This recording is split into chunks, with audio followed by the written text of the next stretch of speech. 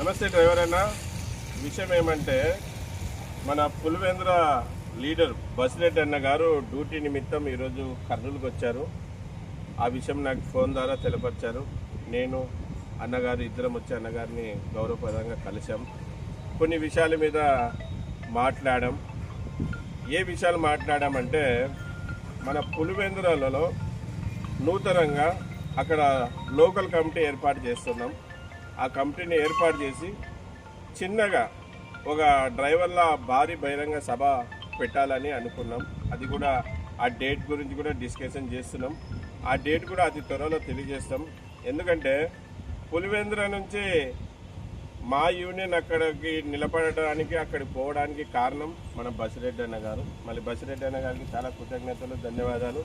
ఎందుకంటే చాలా అనుభవం, చాలా సీనియర్ డ్రైవర్ల కోసం నిరంతరం పనిచేసే వ్యక్తి, పోరాడే వ్యక్తి. ఇటువంటి వ్యక్తి సేఫ్టీ డ్రైవర్ అసోసియేషన్ సంఘంలో వచ్చినందుకు మేము చాలా గర్వపడుతున్నాం. మళ్ళీ అన్నగారు ఈ వీడియో ద్వారా మీకు చెప్పేది ఒకటే, అక్కడ కూడా పులివెందులలో మంచిగా కమిటీని ఏర్పాటు చేసుకోండి. డ్రైవర్ల కోసం పోరాడే వ్యక్తులని ఎంచుకోండి. అర్ధరాత్రి ఏ డ్రైవర్కైనా కానీ, ఆటో డ్రైవర్కైనా కానీ, కార్ డ్రైవర్కైనా కానీ, లారీ డ్రైవర్కైనా కానీ, బస్ డ్రైవర్కైనా కానీ, ఆల్ వెహికల్ డ్రైవర్స్కి ఎవరికి ఇబ్బంది వచ్చినా అతని వైపు నిలబడి మాట్లాడగలిగే వాళ్ళని, అతని వైపు నిలబడి పోరాడగలిగే వాళ్ళని ఎంచుకోండి.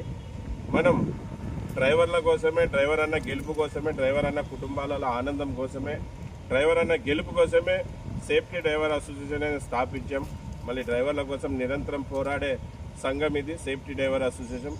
దీన్ని ఇంకా ఎంతో ముందుకు తీసుకోవాలని మిమ్మల్ని మరీ కోరుకుంటున్నాను.